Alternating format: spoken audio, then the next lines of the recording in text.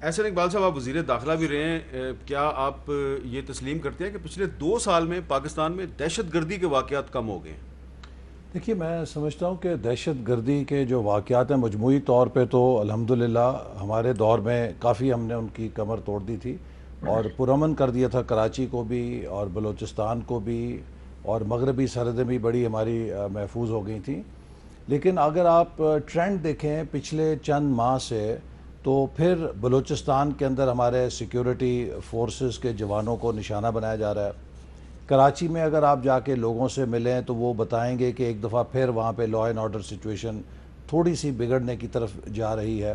اور اس کی بڑی وجہ یہ ہے کہ جو فیڈرل گورنمنٹ ہے وہ صوبائی حکومت کے ساتھ کوارڈینیشن میں نہیں ہے۔ ہمیں جو کامیابی ملی کراچی میں بالخصوص، اس کی وجہ یہ تھی کہ ہم نے صوبائی حکومت کو مکمل طور پہ سپورٹ کیا، صوبائی حکومت نے ہمیں سپورٹ کیا۔ دیکھیں، نیشنل گورننس جو ہے نا، اس کے اندر جب تک آپ ایک کوارڈینیشن نہیں کرتے، آپ انکلوسیو نہیں ہوتے، آپ کامیاب نہیں ہو سکتے۔ لیکن اب اس وقت صورت یہ ہے کہ یہ حکومت ہر اس اکائی سے لڑائی پر ہے جہاں پر ان کی حکومت نہیں ہے۔ لیکن میں ایک چیز آپ کے نوٹس میں لے آؤں کہ ایسوسیٹڈ پریس نے ایک رپورٹ جاری کی ہے اور اس میں یونائٹڈ نیشنز کے حوالے سے بتایا کہ اس وقت بھی افغانستان میں 6,000 پاکستانی انسرجنٹس جو ہیں وہ ان کو پناہ دی گئی ہے، اور 16 اگست کو یعنی کہ آج سے 2 دن پہلے افغانستان کے صوبے لوگر میں ایک اجلاس ہوا ہے۔ اس میں مولوی رفیع الدین عرف ابو حمزہ جو ہے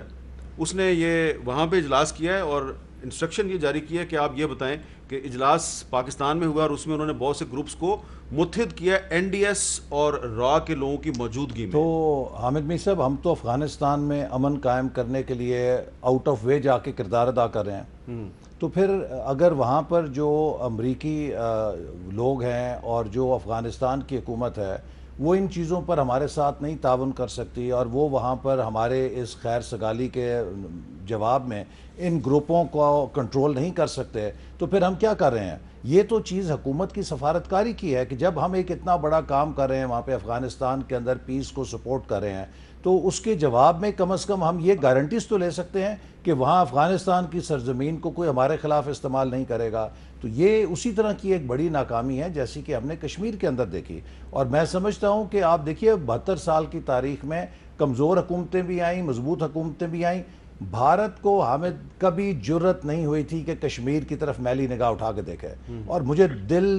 رو رہا ہے میرا جب میں اس نوجوان کو چہرہ دیکھتا ہوں کہ جس کو آنی مکے مارے جا رہے تھے، خون کے فوارے نکل رہے تھے، اور سیکیورٹی فورس کہتی تھی کہو پاکستان مرد آباد، وہ پھر بھی پاکستان زندہ آباد کہتا تھا۔ ہم نے یہ کشمیر کو کیسے دے دیا کہ بھارت نے اس کو لقمہ تر سمجھ کے کھا گیا اور ہم ایک سال تماشا دیکھتے رہے؟ اچھا، یہ اس وہ ناکامیاں ہیں جن کے لیے یہ حکومت جواب دہ ہے۔ اچھا، پہلے تو میں احسن اقبال صاحب نے جو کشمیر کے اوپر بات کی ہے، دیکھیں ان کا انالیسس بالکل غلط ہے۔ اس کی وجہ یہ ہے کہ انہوں نے سارا بلیم اس طرح سے ڈالا ہے کہ جیسے پتہ نہیں کشمیر پہلے جو ہے وہ بھارت پاکستان کی وجہ سے یہ اقدامات نہیں کر رہا تھا یا کچھ ایسا نہیں ہو رہا تھا۔ دیکھیں پاکستان کی ایک ہسٹری ہے۔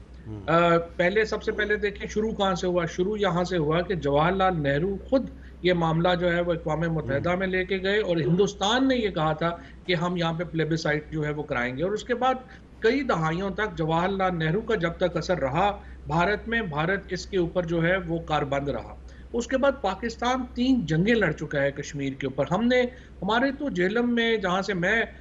جس کانسٹیٹوینسی سے ہوں اور جہاں سے احسن اقبال صاحب جس کانسٹیٹوینسی سے ہیں، ہمارے تو دیکھیے کوئی گاؤں نہیں ہے جہاں پہ شہید نہیں ہے کشمیر کے لیے۔ ہمارے لوگوں نے اپنی جانی قربانیاں دی ہیں، مالی قربانیاں دی ہیں، جو ہو سکتا ہے۔ پاکستان نے اپنی تمام جو پالیسیز ہیں ان کا محور ہمیشہ کشمیر کو رکھا ہے۔ سو یہ کہنا کہ کوئی حکومت نے یا اس حکومت نے یا کسی اور حکومت نے اس میں کوئی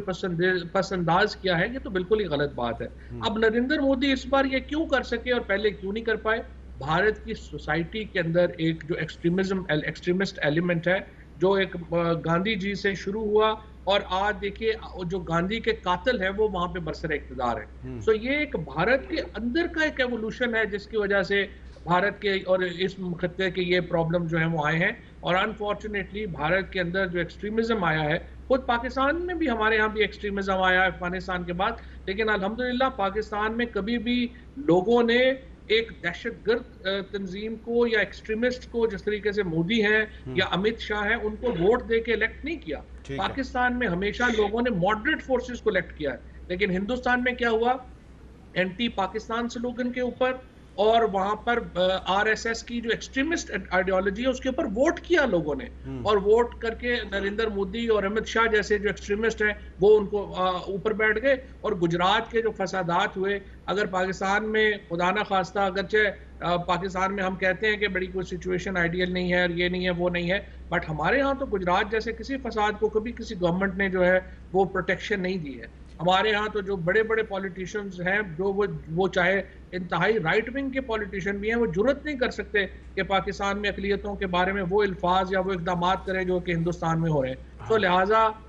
اس سینیریو کو بھی سامنے رکھیں اور یہ نہ کہیں کہ یہ معاملہ جو ہے ہوا ہے.